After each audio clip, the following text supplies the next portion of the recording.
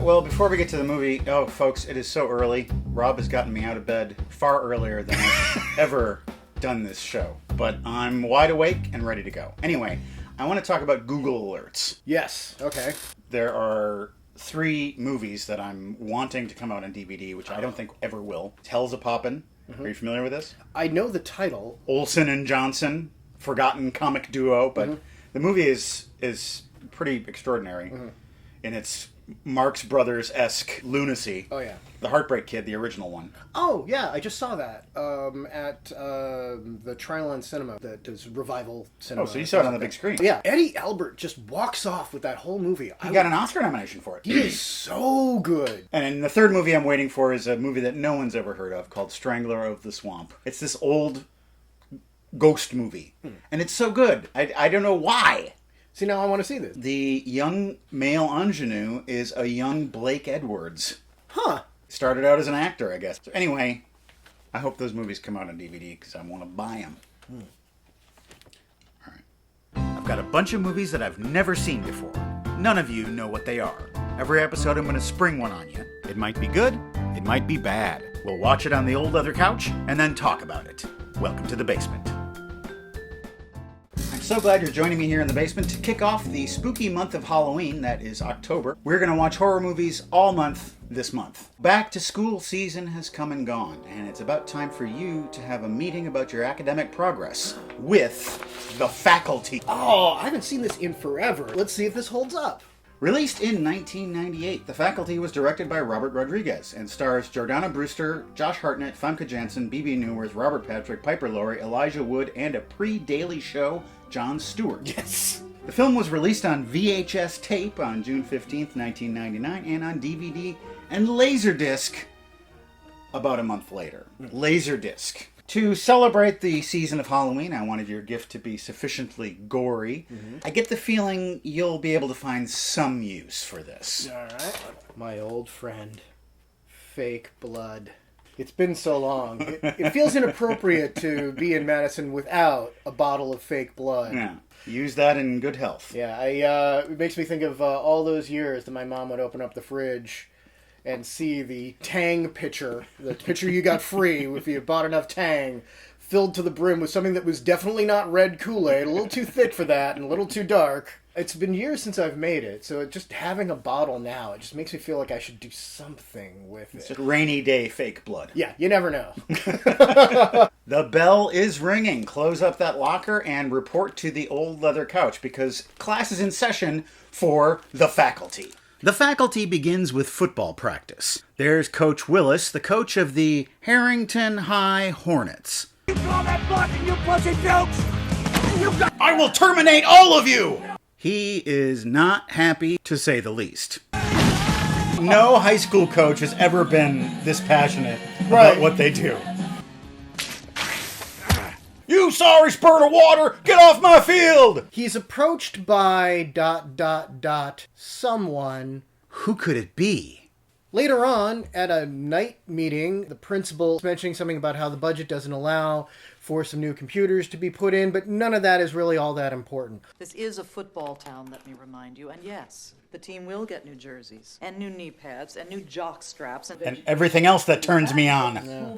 Principal Drake is about to leave school. She sees Coach Willis. It seems like there's something weird about him now. You look very, very pretty tonight.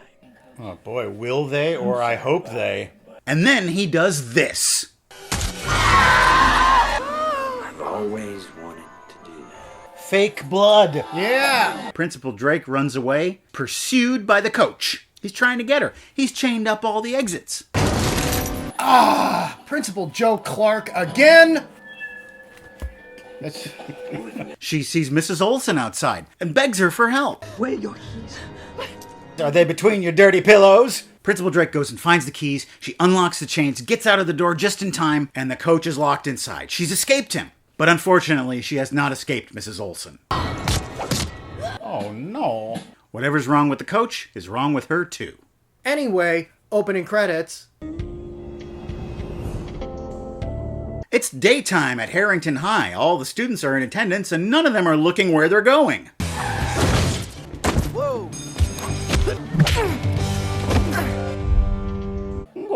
little Frodo. It's time to meet our cast of characters. There's Casey, a nerdy little wiener boy.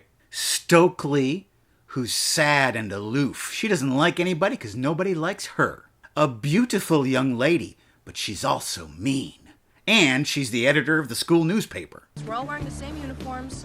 The same unicorns? Stan, the jock. Hey, it's me, Stan. I put my girlfriend in the trunk of the car and it wasn't a good idea.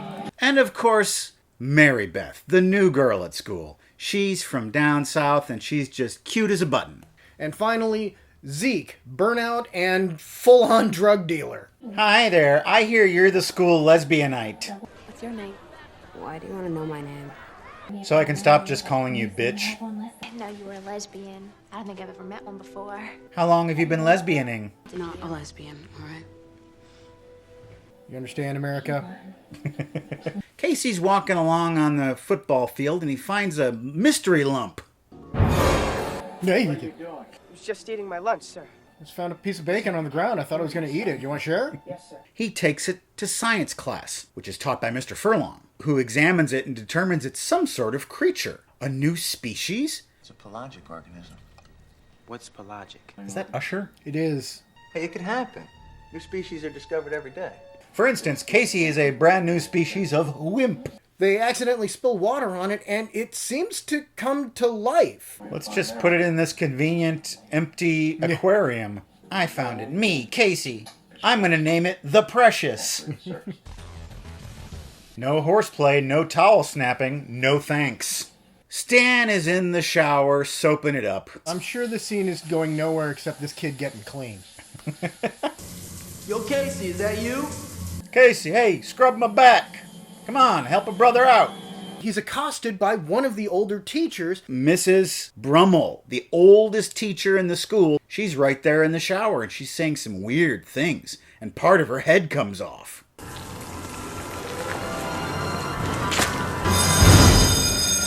Yeah, she's fine. There's a nervous, mousy teacher named Miss Burke. Zeke is out in the parking lot selling his bootleg VHS tapes. Mrs. Burke goes out and confronts him. You're not supposed to do that on school grounds. And he intimidates her with his sexy face. She doesn't know what to do. Casey is starting to get some suspicions about the weird behavior of the teachers. Since Delilah is involved with the student paper, they start snooping in the teacher's lounge. Okay, so what are we looking for? A lot of unused space in this faculty lounge. Ring wraiths! And they hide in the closet. It's the coach and Mrs. Olson. They're acting real weird. The school nurse comes in. Nurse Harper.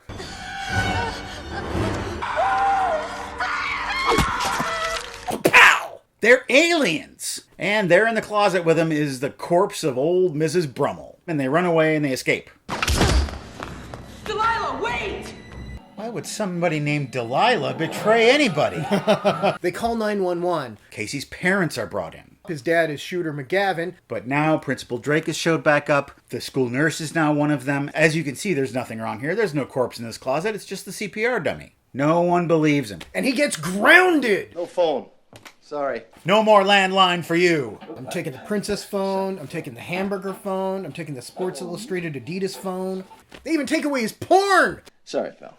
It's boob. I remember my subscription to Boob. I quit after the second issue. I didn't see any point. Go on, son. Are you ready for the big game? Quit the team. I'm gonna become a lesbian like you. I'm not a lesbian! Yet. Hey, book boy. Jesus Christ. It's the Shovington High School. I'm a new team captain.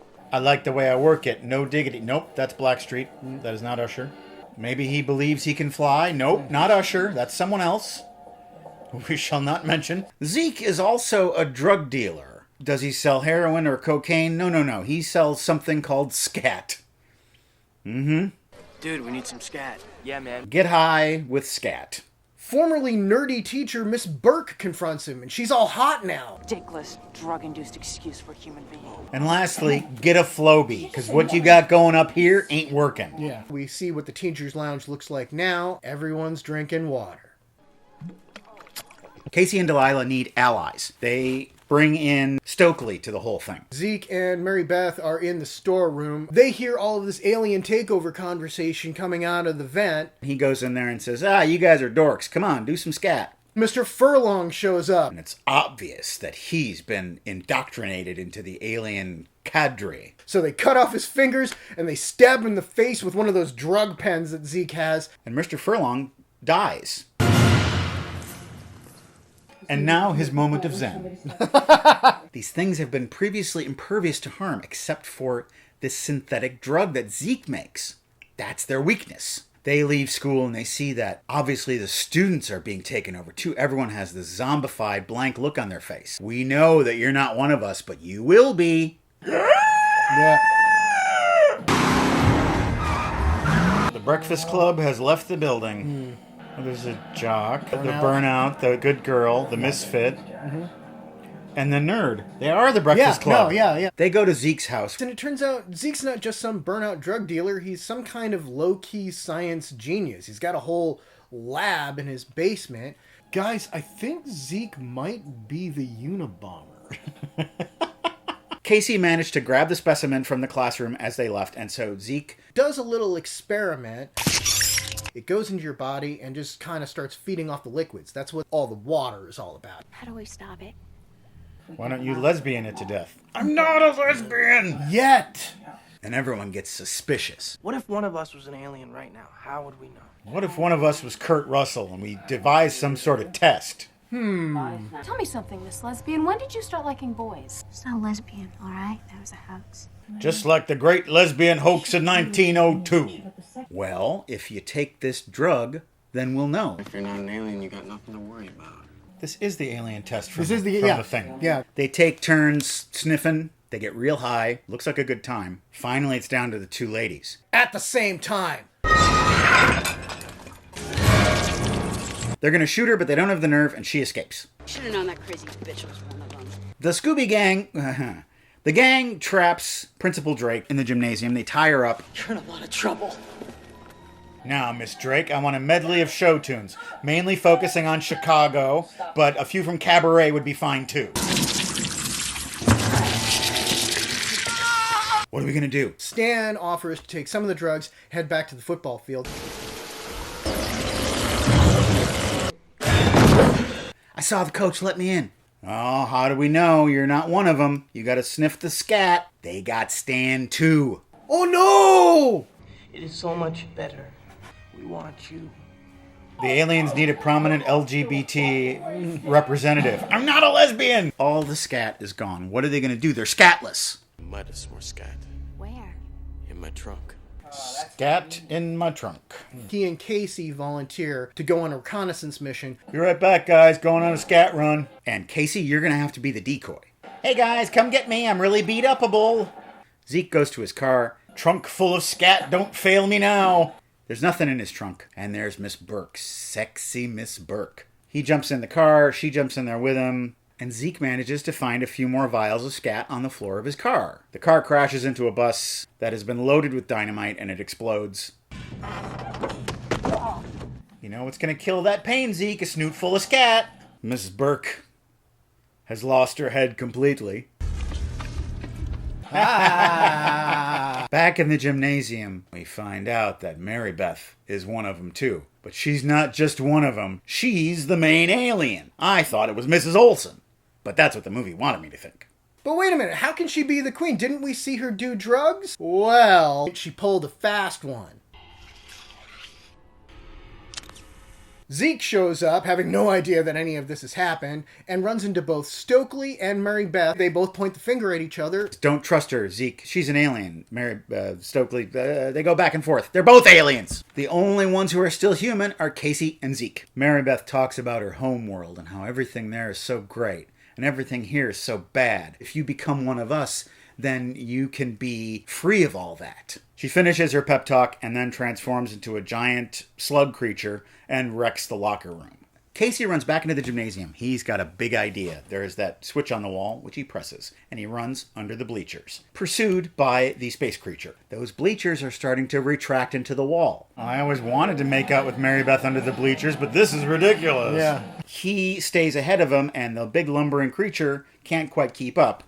Eventually, she is trapped. Casey stabs her with that scat. Never a sentence I thought I would say. Now, of course, we all know when you kill the head vampire, so to speak, all the other vampires turn back to normal. It's as if nothing happened. Everyone's fine. And Casey is a big national hero. And he does some big kissing with Delilah over there in the football field. Zeke's now playing football. He's making something of himself. He's not going to be a burnout anymore. Stan and Stokely are together. Everyone's happy, ready to learn, ready to be taught by the faculty. I wrote something here. I can't tell if it says parts or pants. You know what I might have been thinking? So pants, what's the rest of the sentence? It's just that one word. Parts or pants. Is there something about somebody's pants? I don't know. Parts. Or parts. Must not have been that important. So when we watch any good horror movie, we always want to say, well, what's it really about? What's the real life horror? And obviously here, it's the isolation and alienation of being a high school student who feels like they're alone in the world. Yeah. The teachers don't understand them. The friends don't understand them. The bullies don't understand them. So many high school movies are about like the fear of conforming to society's rules. And the fear of not conforming to society's rules. I thought it was a good take on the pod people idea. In the Invasion of the Body Snatchers movies, I always thought the pods was a very clunky story device. Like it didn't quite work for me. Right. And in this one, no pods, just thing in the ear, done. Something I liked about the most recent Invasion of the Body Snatchers, you can tell that the aliens are starting to take over because world peace is starting to take effect. And I kind of like the scene in the teacher's lounge where they show the untouched coffee machine and everybody's just getting along, drinking their water. Everyone's hydrating. It could be a better world. Yeah. See, this is interesting because I came up with an alternate ending for the movie. We get to the final confrontation between Casey and Mary Beth. He stabs her and she gets him. For the few seconds that it takes for her to die, he becomes part of the bigger mind. Oh, yeah.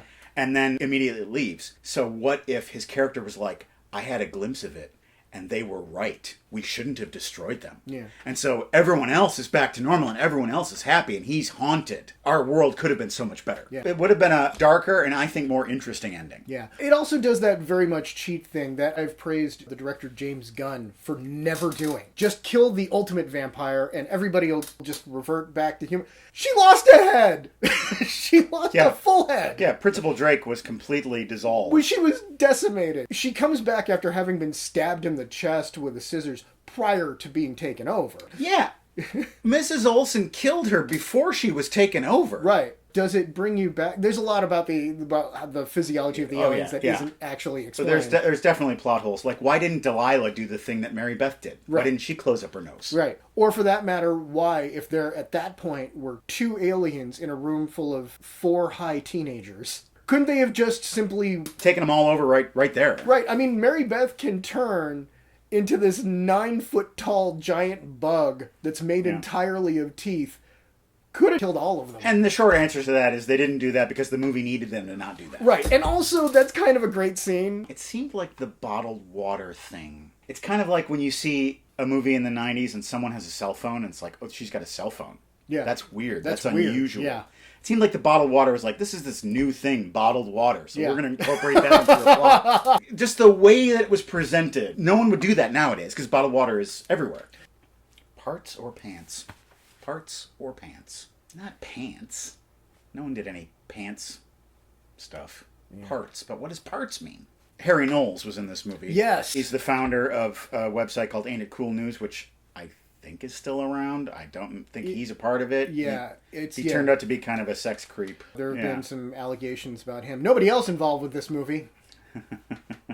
Looking at you, Danny, what's his name? Yeah. But anyway, legend has it that at this point, Harry Knowles had already been doing the Ain't It Cool News. And he had found out that Peter Jackson was making The Lord of the Rings, and he told Elijah Wood about it and said, you should audition. Even though Peter Jackson is mainly casting British actors, you should still audition, and apparently he did, and he got the part. Yeah. You see nerds in movies get bullied all the time. In most of those movies, they make a point of showing that the kid is super socially awkward, and on some level does or says something that's so nerdy and annoying, you kind of understand why the bully is bullying them. Their hatred of him seems so disproportionate to what he's putting out. I remember it being the first movie I saw that really acknowledged how traumatizing being bullied can be when you're in high school. Yeah. It seems like Stokely would be more of a target for that because she's more aggressively antisocial. Right, but she also doesn't like him either. Crash and burn, Casey.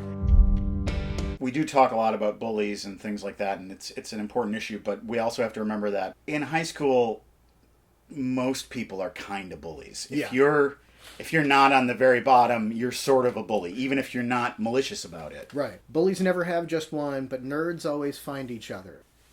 Pants or parts? That's going to be the name of your album. Class dismissed! We are done with the faculty. It was a good time. Check it out if you get a chance, and now you can check out Seen It. Seen It! Our theme for Seen It tonight is horror, naturally. David R. Anderson 1. I love seeing Ernest Thesiger in movies, but I have a highly distorted sense of how well known he is, since I watch The Bride of Frankenstein and Old Dark House around Halloween every year. Bride of Frankenstein, Seen It. Seen It! I don't think there's ever been a movie where the title character has spent less than 60 seconds on screen. Yeah. It's also interesting because it's more the monsters movie. You kind of feel for him. It's a really good performance from Karloff. It's a great performance from Thesiger, Dr. Pretorius. He steals the show, and he really has to, because poor old drunk Colin Clive was just about to drop dead of alcoholism. Yeah, I think he died less than a year after this movie came out. The first time I saw it was in middle school for Halloween. It was one of those great things where you could feel the kids wanting to initially make fun of it. Because it's old-fashioned. It's old-fashioned, but when the creature spoke, it started winning us over. We started cheering for the monsters. Yeah. It always drives me nuts when people talk about, I don't watch black and white movies. I can't watch black and white movies. I don't. If you just give them a chance, they'll draw you in. Yeah, this movie's cinematography doesn't work in color. And what not a lot of people know, there is the mad scientist assistant in both of these movies, but his name ain't Igor. No. In the first movie, it's Fritz. In the second, it's Carl. And they're both played by the same guy, Dwight Fry, who also played Renfield in Dracula. Huh. Scott C.A. Yetman asks if we have seen Reanimator. And yes. I watched it again last night. Who is going to listen to a talking head get a job in a sideshow? I have a very fairly personal connection to this movie. Yes. Stuart Gordon, director of this film, he did live in Madison, Wisconsin, and he founded a couple of theaters, including Broome Street Theater, which is where I became a playwright.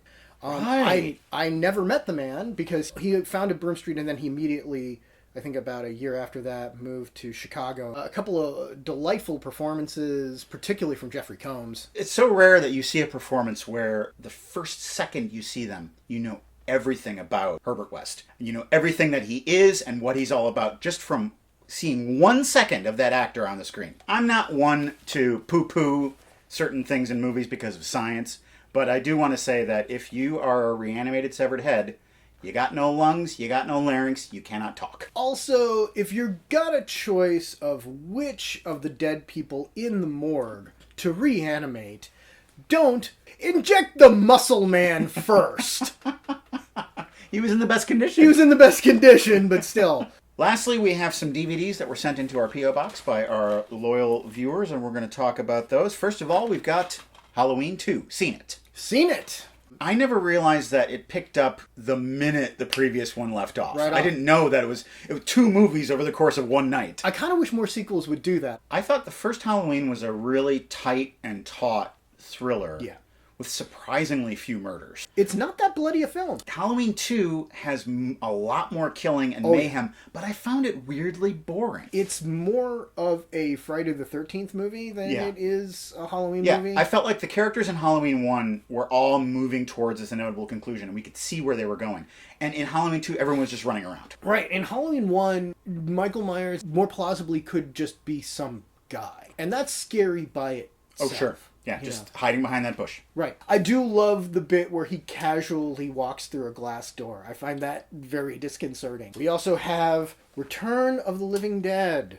Seen it, finally. This was kind of one of my gateway horror movies. I saw it for the first time a couple nights ago. Wow. It's pretty great. This was written and directed by Dan O'Bannon, who created Alien. Yes. Is this the first horror satire? No, Because it's real self-referential. It is, because it literally references the movie Night of the Living Dead. This is how they did it in the movie. Yeah. The movie Night of the Living Dead exists in the world of this movie. It's immediately fun. The cast is fantastic. Well, you can't have a movie in the 80s that doesn't feature a gang of young punks. Right. And whose leader's name is Scuzz. Yeah.